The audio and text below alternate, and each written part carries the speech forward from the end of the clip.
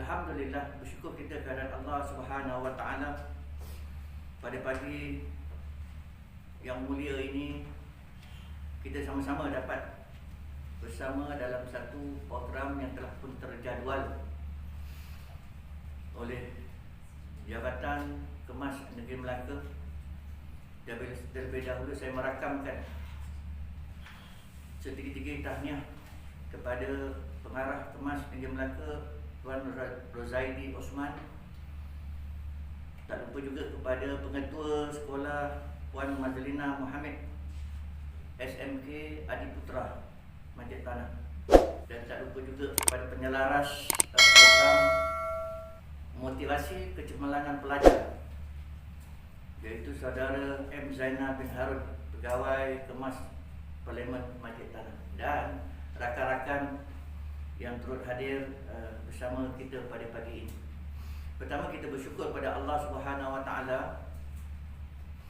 Hari ini kita berkesempatan untuk kita sama-sama berkongsi satu ilmu berkenaan dengan kecemerlangan.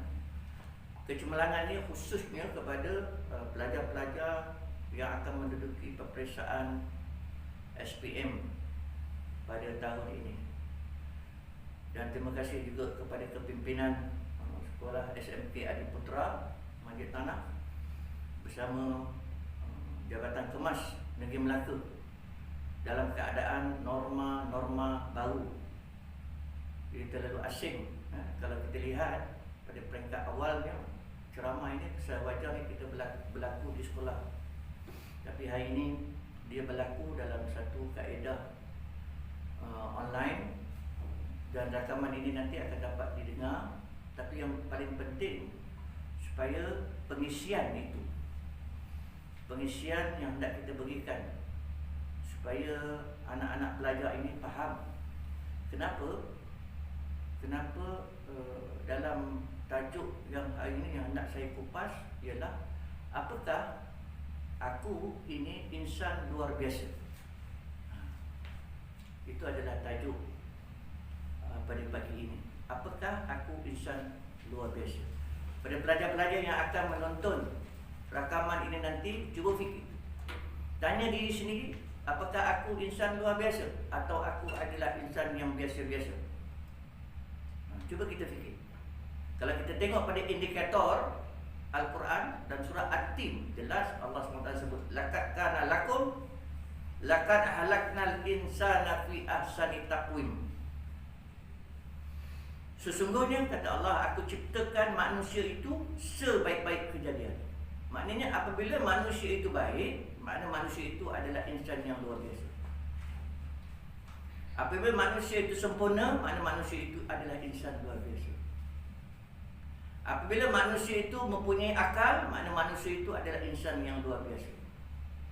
Sebab kalau kita lihat penciptaan Allah Subhanahu Wa Taala kepada makhluk yang lain, Allah cipta berbagai-bagai. Allah ciptakan haiwan, tapi Allah bagi hanya otak. Allah tidak bagi akal. Tapi dia berbeza. Allah SWT ciptakan manusia. Mim, alif, hamzah, nun, simya itu satu perkataan yang cukup tinggi nilai kepada pelajar-pelajar. Bukan saja di SMK Adiputra, mungkin ada pelajar-pelajar yang lain berkesempatan mendengar rakaman yang dibuat ini. Yakinlah, percayalah, kita ini adalah insan yang luar biasa. Kita tidak lahir biasa-biasa. Sebagai contoh, kita ambil satu contoh yang paling mudah. Ketika kita nak dilahirkan, berapa ramai di kalangan kita yang mungkin sedang menonton ketika ini yang ada kembar?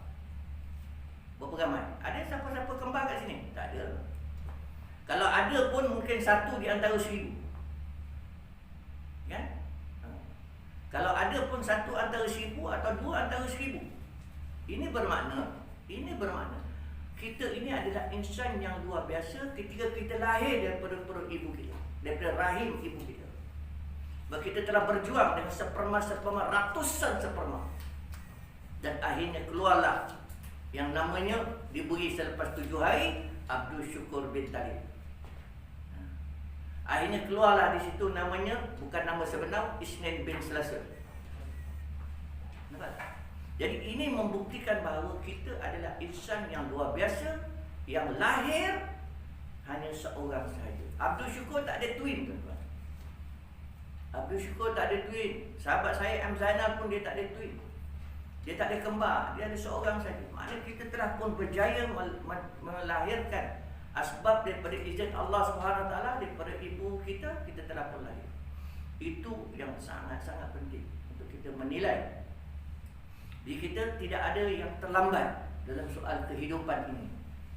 Itu sebab Allah Subhanahu Wa Taala datangkan dalam indikator yang lain. Apa hasibtum annama halaknakum abasa wa annakum ilaina la turja'un. Apakah kamu mengira, kata Allah. Allah beri pernyataan pada kita. Apakah kamu mengira aku ciptakan kamu di dunia sia-sia? Dan apakah kamu mengira kamu tidak akan dikembalikan kepada aku? Oleh sebab itu, marilah kita sama-sama berfikir secara matang. Jangan pandang belakang. Belakang adalah perkara-perkara yang dah lepas. Pandanglah di hadapan yang luas terbentang. Cukup banyak ruang dan peluang yang ada di hadapan kita.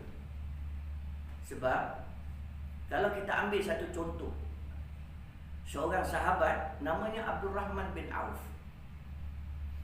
Abdul Rahman bin Auf ini, dia seorang di antara para sahabat Nabi sallallahu alaihi wasallam pada satu ketika dulu. Orangnya serba kekurangan. Sangat-sangat kurang. Tidak ada apa. Tapi hubungan dia, hablum minallah, hubungan dia dengan Allah sangat-sangat hebat. Sangat-sangat hebat. Diceritakan bahawa Abdul Rahman bin Auf ini satu ketika Nabi panggil dia. Dia kata, wahai Abdul Rahman bin Auf, aku sedar, aku faham bahawa engkau ini tidak bekerja, tidak ada pendapatan.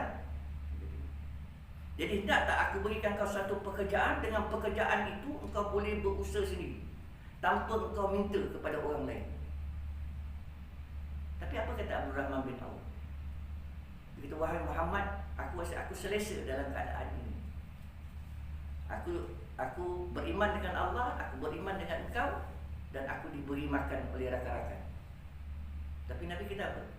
Sesungguhnya wahai Abdul Rahman bin Auf, Allah lebih sayang, Allah lebih suka hamba Allah yang berusaha dengan tulang empat kerat dia. Itu lebih baik daripada kamu meminta atau diminta atau orang beri kita makan. Sampai macam tu sekali. Apa indikator kat situ?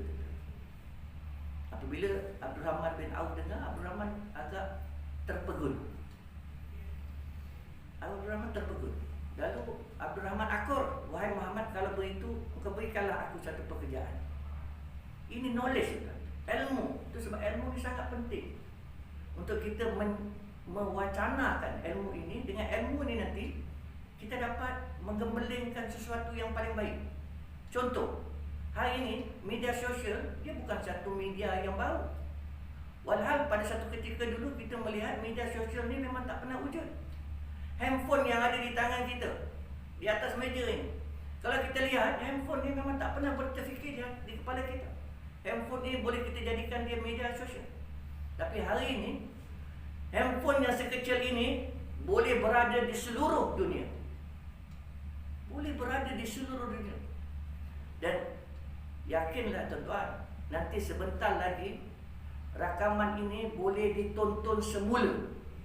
Terima kasih kepada rakan-rakan kru Ashura Channel, kerana beliau ni banyak membantu saya. Background mereka ni semuanya master, sekarang belajar di Kolej Universiti Islam. Banyak bantu saya untuk buat Ashura Channel ni. Jadi insyaAllah lepas ni boleh rakan-rakan yang bersepakatan kat sini boleh buka YouTube, type Ashura Channel. Di situ ada banyak tazkirah pendek, tazkirah SKKB saya, Sekeping Kuih Kongsi Bersama dengan Radio Melaka FM, boleh ditonton semula. Nak menunjukkan kepada kita betapa besarnya ruang lingkup knowledge, ilmu itu. Okay, kita balik pada Abdul Rahman bin Auf. Wahai Muhammad, apakah pekerjaan yang kau nak berikan kepada aku ini? Lalu Nabi SAW beritahu, wahai Abdul Rahman bin Auf, engkau pergilah ke pasar. Engkau carilah orang yang nak jual unta. Engkau tolong jual. Hari ini kita pakai on behalf. On behalf.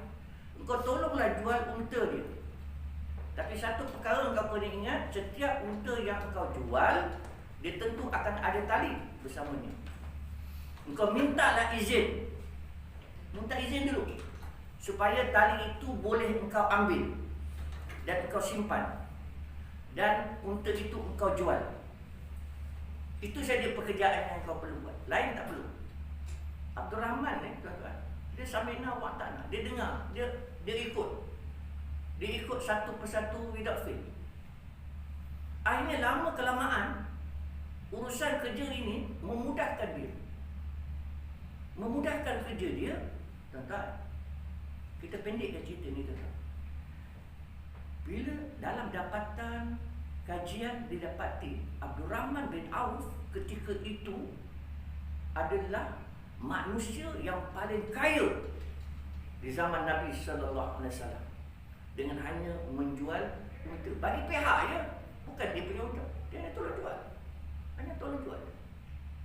Yang menariknya, tali yang disimpan itu ada pakai-pakai warna, ada pakai-pakai bentuk, ada panjang, ada pendek, ada tebal dan sebagainya. Apa berlaku? Heboh satu pekan mengatakan tali untuk diikat di haiwan sudah pun tiada. Tali dah tak ada tu. Bila tali dah tak ada, orang pun terfikir-fikir, adalah satu orang yang kerja dia menjual unta dan ternakan yang lain, dia dah ada tali, dia simpan dia tali. Rupanya memang betul. Dalam kajian didapati tali yang disimpan tu dia jadi gedung. Gedung tu kan, bukan store, bukan bilik, gedung. Balik gedung mana dia terlalu besar, banyak sangat. Dia orang bertanya, wahai Abdul Rahman bin Auf, izinkanlah kami untuk membeli tali-tali engkau, sebab tali-tali haiwan ni dah tak ada. Unta, bili-bili dan sebagainya dah tak ada untuk diikat di leher. Apa kata Abdul Rahman bin Auf? Oh, saya tak boleh jual sebab Nabi suruh simpan. Nabi suruh simpan dia. Nabi suruh simpan. Dia tinggal beritahulah kepada Muhammad, kerana kami ada keperluan untuk tali ini. Abdul Rahman bin Auf jumpa Nabi SAW. Wahai Muhammad, sekian di situ. Nabi kata apa? Wahai Abdul Rahman bin Auf, juallah tali itu. Jual dengan harga pasaran. Nabi SAW didik kita. Nabi SAW didik kita. Cuma kita je yang tak tahu. Disebabkan knowledge, ilmu yang kita ada amat terbatas. Jadi apa berlaku? Abdul Rahman jual dan harga pasaran. Asbab daripada jual itu, Abdul Rahman bin Auf telah menjadi seorang manusia, seorang sahabat Nabi yang paling kaya ketika itu. Masuk tak akal? Memang tak masuk akal. Tapi itulah wonderful ilmu. Itu sebab kepada adik-adik di SMK Adi Putra, fikirlah sejenak, pandanglah ke hadapan. Kerana ruang untuk kita belajar memang sangat-sangat tinggi. Jangan beri banyak alasan. Jangan kita bagi banyak alasan. Jangan kita tidak ada keyakinan diri. Kita kena senantiasa fokus, beri tumpuan dengan apa yang kita nak buat. Itu sebab Allah Subhanahu Wa Taala rakamkan dalam surah Ar-Ra'd ayat 13, A'udzubillahi minasyaitonirrajim. Innallaha la yughayyiru ma biqaumin hatta yughayyiru ma bi anfusihim. Sesungguhnya Allah tidak akan mengubah keadaan suatu kaum sebelum mereka mengubah keadaan diri mereka sendiri. Tepuk dada, tanya iman kita. Tepuk dada, tanya iman kita. Bukan tepuk dada, tanya selera. Kalau tanya selera, maknanya tanya nafsu.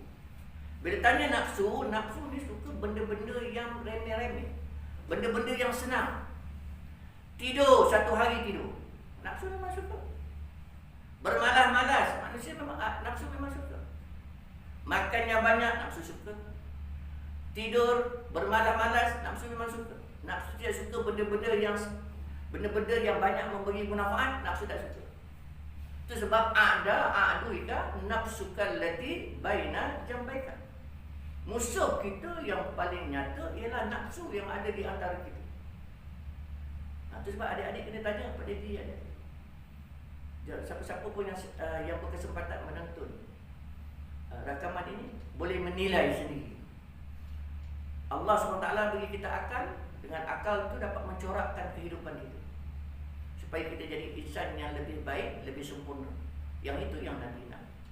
Sebab apabila kita belajar, kita akan dapat sesuatu. Di hujung pembelajaran kita itu, dia akan mendekatkan diri kita dengan Allah Subhanahu Wa Taala. Kita ambil satu contoh, muhasabah, satu contoh. Dia ada banyak contoh, tuan. Hari ini saya nak kongsikan supaya kita dapat bermuhasabah, supaya Abdul Syukur boleh dapat bermuhasabah diri dia sendiri, bahawa hidup ini terlalu singkat, bahawa hidup ini perlukan pengorbanan, supaya hidup ini perlukan aku janji, supaya hidup ini dapat dilaksanakan dalam keadaan yang paling-paling sempurna. Kita ambil contoh, jangan bermalas-malas, jangan banyak bagi alasan.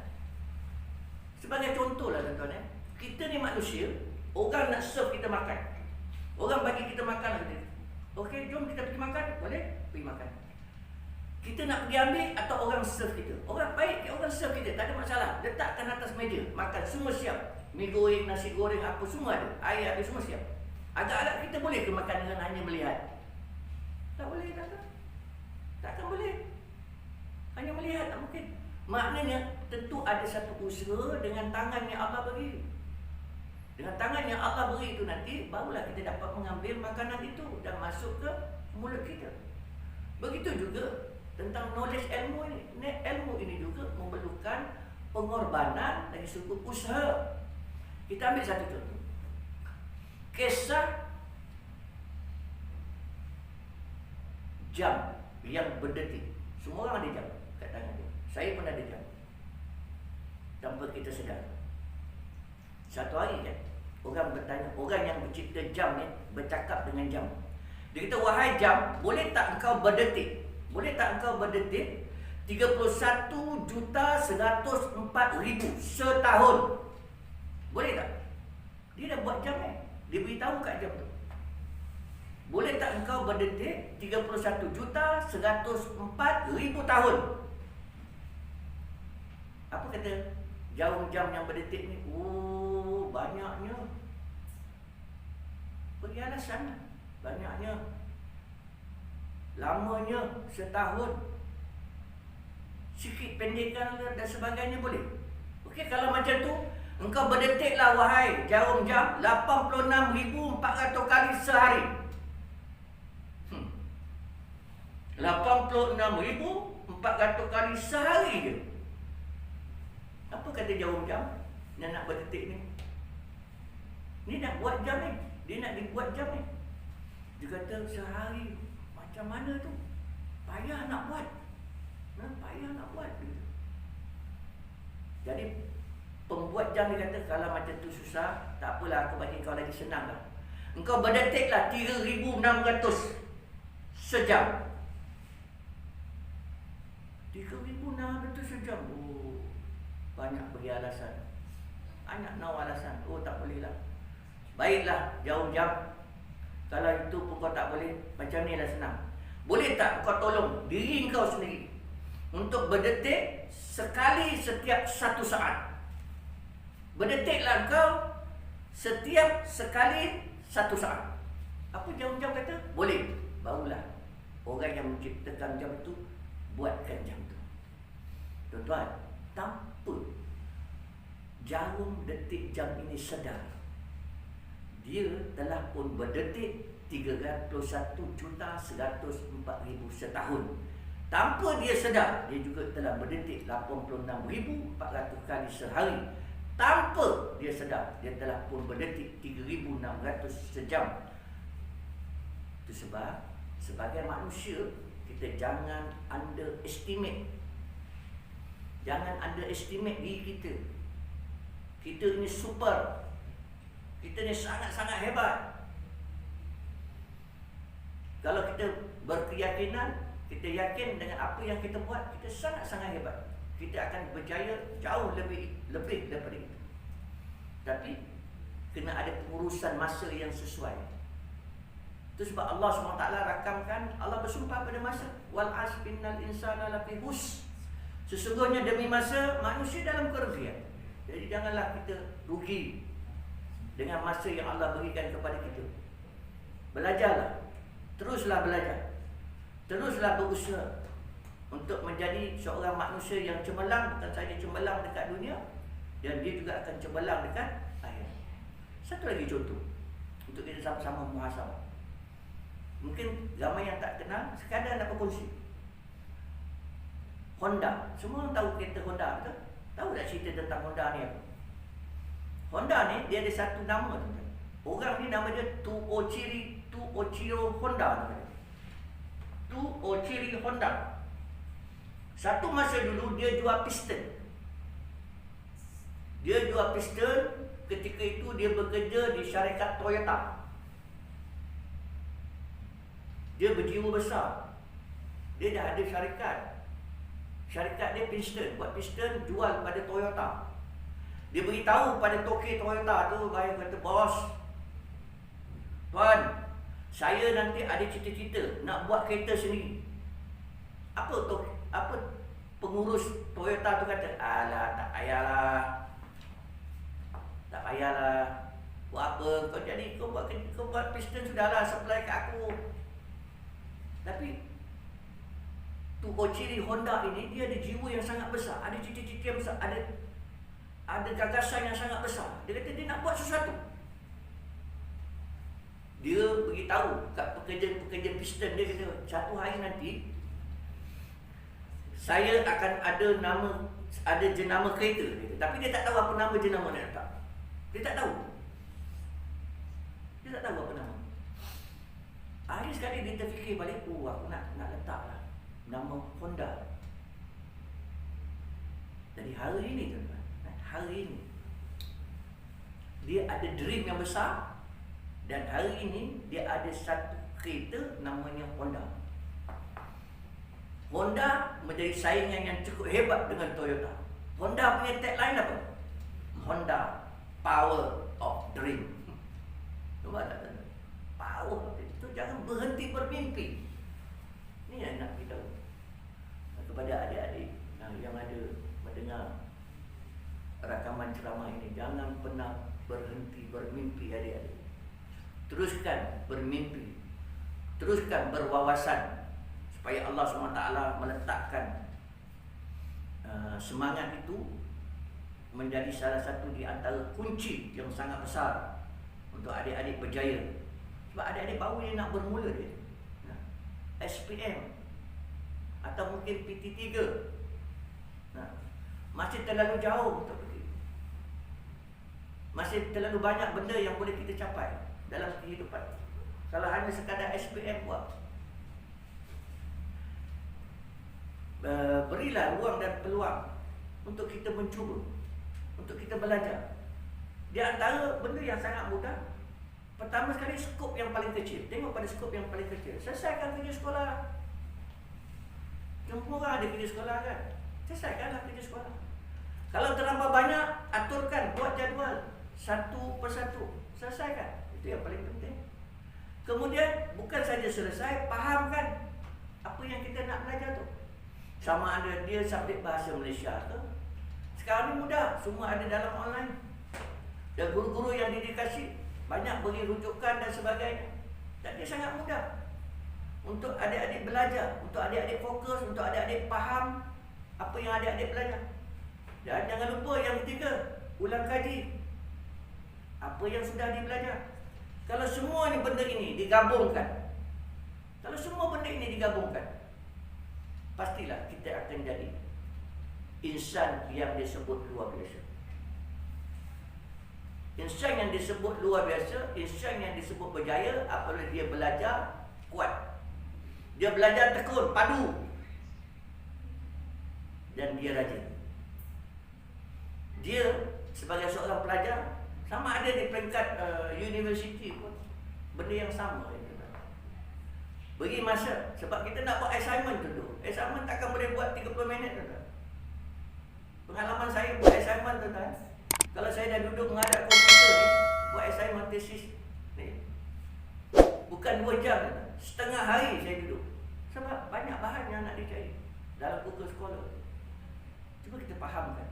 So, sebab saya cakap tadi, beri masa yang mencukupi. Jangan letakkan anda tekanan pada diri kita. Beri masa. Kalau rasa 2 jam itu adalah terbaik, buatlah 2 jam. Fresh 2 jam. 3 jam fresh. Supaya kita dapatkan hasil yang terbaik.